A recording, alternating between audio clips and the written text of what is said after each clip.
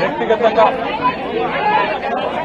Commission ముందు హాజరై నేను యథాలాపంగా చేసిన ఒక వ్యాఖ్య పట్ల ఎవరికైనా మనస్తాపం కలిగించి ఉంటే ఇదివరకే నేను ఆ మాట మాట్లాడిన మరుక్షణమే యథాలాపంగా జరిగిన మాట పట్ల దొర్లిన మాట పట్ల విచారం వ్యక్తం చేసిన అనే విషయాన్ని మహిళా కమిషన్ దృష్టికి తీసుకుని వచ్చినాను.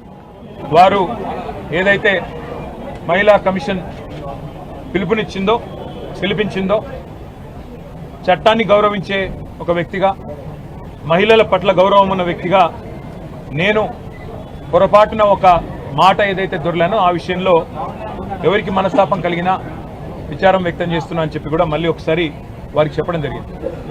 అయితే ఇక్కడ బాధాకరమైన విషయం ఏమంటే చట్టాన్ని గౌరవించే వ్యక్తులుగా, వ్యవస్థల్ని గౌరవించే వ్యక్తులుగా, రాజ్యాంగబద్ధమైన సంస్థల్ని గౌరవించే వ్యక్తులుగా ఇక్కడికి వచ్చి మహిళా కమిషన్ ముందు హాజరు కావాలని మేమొస్తే ఈ సంఘటనని రాజకీయం చేయాలని చెప్పి మహిళా కాంగ్రెస్ కార్యకర్తలు కొంతమంది వారి అధ్యక్షురాల నేతృత్వంలో ఇక్కడికి వచ్చి మా నాయకురాళ్ల మీద దాడి చేసి పోలీసులను అడ్డం పెట్టుకొని ఇక్కడికి వచ్చిన మా మహిళా కార్పొరేటర్లను, మా గౌరవ ప్రజాప్రతినిధులను, అదేవిధంగా మా నాయకురాళ్ల మీద వారు చేసిన దాడి ఏదైతే ఉందో దీన్ని నేను తప్పకుండా మీడియా అంతా కూడా దానికి సాక్ష్యం, ఇది తీవ్రంగా ఖండిస్తా ఉన్నాం. ఇది పద్ధతి కాదు. ఎందుకంటే మేము వచ్చింది ఒక సదుద్దేశంతో రాజకీయాల్లో సంస్కారవంతంగా ఉండాలి, వ్యవస్థల్ని గౌరవించాలి, మహిళల్ని గౌరవించాలి, ఎవరమైనా ఒక పొరపాటు చేస్తే దాన్ని సరిదిద్దుకోవాలన్న ఉద్దేశంతో మేమొస్తే ఈ రకంగా వ్యవహరించడం అనేది మంచిది కాదు. ఒకటి. రెండవది, మహిళా కమిషన్ దృష్టికి రాష్ట్రంలో సమస్యలు కూడా అన్ని విషయాలు కూడా వారికి చెప్పే ప్రయత్నం చేశాం. ఈ 8 నెలలుగా రాష్ట్రంలోని పరిస్థితులు ఇవన్నీ కూడా వివరంగా చెప్తే మీరు మరొక రూపంలో రండి, మరొకసారి టైం తీసుకొని రండి అని వారు అన్నారు. అవసరమైతే తప్పకుండా మా నాయకురాళ్ళందరూ కూడా మళ్ళీ మేము కూడా అందరం వచ్చి మొత్తం చిట్టా కూడా వారికి ఇవ్వడానికి వచ్చినాం. వస్తే రాష్ట్రంలో మహిళల మీద జరుగుతున్న అత్యాచారాలు, ఈరోజు రాష్ట్రంలో ఉన్న పరిస్థితులు, వీటన్నిటిని వివరించడానికి ఇంత పెద్ద మొత్తం విషయం అంతా కూడా తీసుకొని వస్తే మళ్ళీ రమ్మన్నారు. మళ్ళీ కూడా వస్తాం, మా గౌరవం ఉంది వ్యవస్థల పట్ల. కానీ ఈరోజు ఏ వైఖరి అయితే కాంగ్రెస్ పార్టీ అవలంబిస్తున్నదో దాని విషయంలో మాత్రం నేను తీవ్ర అభ్యంతరం వ్యక్తం చేస్తా ఉన్నా. ముఖ్యంగా మా నాయకురాళ్ల మీద, మా కార్పొరేటర్ల మీద, మా నాయకురాళ్ల మీద వ్యక్తిగతంగా దాడి చేయడం, కొన్ని చిన్న వస్తువులు, నెయిల్ కట్టర్ లాంటి వస్తువులతో కూడా దాడి చేశారని చెప్తా ఉన్నారు. మేము పైనున్నాం, మాకు తెలియదు. మరి దీన్ని తీవ్రంగా ఖండిస్తూ ఇలాంటి సంఘటనలు ఎవరు చేసినా అది మంచిది కాదు.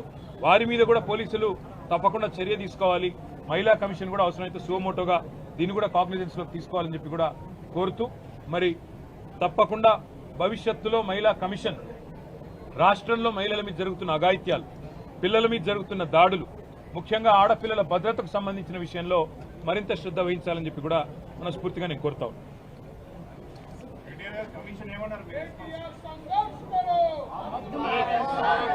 అందరికీ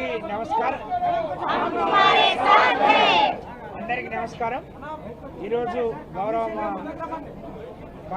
కార్యనిర్వాహక అధ్యక్షులు కేటీఆర్ గారు మరి మహిళా కమిషన్ ఆదేశాల మేరకు మహిళా కమిషన్ ని ముందు మహిళల పట్ల ఉన్న వారికి గౌరవానికి ఇది ఒక నిదర్శనం. పిలిచిన వెంటనే మరి వారు ఇక్కడికి వచ్చి హాజరవడానికి వస్తున్న క్రమంలో మరి మహిళా కాంగ్రెస్ నేతలు వారు ప్రవర్తించిన చౌకబారు విధానం, చిల్లర మరి విధానం శోచనీయం. ఒకవైపు రాష్ట్ర వ్యాప్తంగా అనేక సంఘటనలు జరుగుతున్నా దేంట్లో కూడా స్పందించని మహిళా కమిషన్ ఈ విషయంలో స్పందించింది. చాలా సంతోషం. మహిళా మంత్రులు కూడా నోరు వీరు సంతోషం. కానీ వాళ్లే పిలిపించి వాళ్ళ ఆఫీసులో మహిళా కాంగ్రెస్ నాయకులను పిలిపించుకొని మరి అడ్డుకునే ప్రయత్నం చేయటం, మాతో కలిసి వచ్చిన మా నాయకుడు వస్తున్నాడు చూద్దామని వచ్చిన మహిళా నాయకురాల మీద దాడి చేయడం చాలా శోచనీయం. ఇది కాంగ్రెస్ పార్టీ సంస్కృతికి ఇది నిదర్శనం అని చెప్పి మేము తెలియజేస్తా ఉన్నాం. గౌరవ మా వర్కింగ్ ప్రెసిడెంట్ గారు చాలా క్లియర్గా వారు ఇచ్చిన సమయం కంటే ముందే వచ్చి హాజరయ్యారు. వారు అడిగిన అన్ని విషయాలకు సమాధానం చెప్పారు. దీనితో పాటు వారు ఒక బాధ్యత గల పార్టీకి వర్కింగ్ ప్రెసిడెంట్గా ఉన్నారు కాబట్టి రాష్ట్ర వ్యాప్తంగా 8 నెలలుగా జరుగుతున్న అనేక విషయాలను కూడా దృష్టికి తీసుకెళ్ళి వారిని పిలిపించినట్టే రాష్ట్ర వ్యాప్తంగా జరుగుతున్న విషయాలను కూడా మరి కమిషన్ దృష్టికి తీసుకొస్తే వాటిని అరికట్టే ఇంకా భవిష్యత్తులో ఇలాంటివి పునరావృతం కాకుండా ఇలాంటివి తిరిగి జరగకుండా తీసుకోవాల్సిన చర్యల గురించి కూడా చెప్పారు. కాబట్టి ఇదంతా ప్రజలు గమనించాలని నేను విజ్ఞప్తి చేస్తా ఉన్నాను. ఇంకా ఏం చెప్పలేదు, భవిష్యత్తులో చెప్తారు.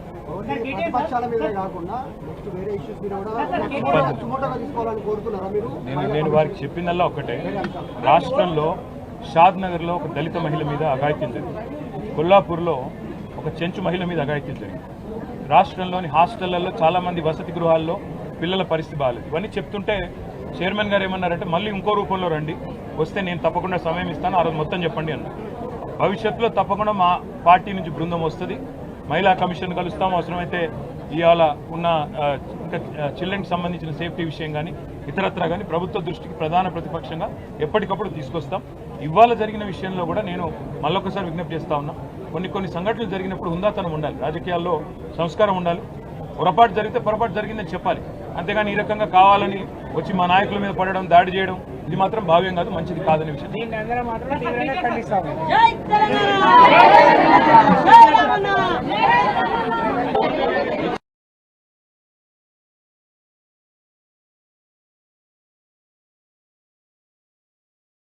అదేవిధంగా ఈ చెరువుల కబ్జాలను కూడా ఎంతటి వారైనా కూడా ఖచ్చితంగా తొలగిస్తాం. ఈ చెరువులే వరప్రదాయిని తెలంగాణ ప్రాంతానికని పదే మంత్రివర్యులు కానీ ప్రభుత్వం కానీ చెప్తా వచ్చింది. అయితే ప్రధానంగా సినిమా హీరోలు అంటే ప్రజలకు ఆదర్శంగా ఉండేవాళ్ళు, మంచిని ప్రజలకు బోధించేవాళ్ళు, వాళ్ళని ఆదర్శంగా సమాజం తీసుకుంటుంది. హైటెక్ సిటీ ఎదురుగా గురుకుల్ భూములలో ఎన్ కన్వెన్షన్ అనే ఫంక్షన్ హాల్ ఏదైతే ఉందో అక్కడున్న చెరువులో సగానికి అడ్డంగా గోడ కట్టి కొన్ని ఎకరాలు ఆక్రమించుకొని ఫంక్షన్ హాల్ నిర్వహిస్తున్నారు. పదే ప్రభుత్వం దృష్టికి వచ్చింది, టీవీ ఛానళ్ళల్లో పేపర్లలో చూపించారు. అక్కినేని నాగార్జున గారు కూడా దాని మీద స్పందించారు. ఈనాటి వరకు ఆ ఆక్రమణలు తొలగించలేదు. ఎందుకు అక్కినేని నాగార్జున గారు ఆక్రమించుకున్న చెరువుల ఆక్రమణలు తొలగించలేదు, ఎందుకు చర్యలు తీసుకోలేదు, ఏ శక్తులు అడ్డం పడుతున్నాయి, ఎప్పటిలోగా చర్యలు తీసుకుంటారో మంత్రి గారు సూటిగా సమాధానం చెప్పాల్సిందిగా కోరుకుంటున్నాం.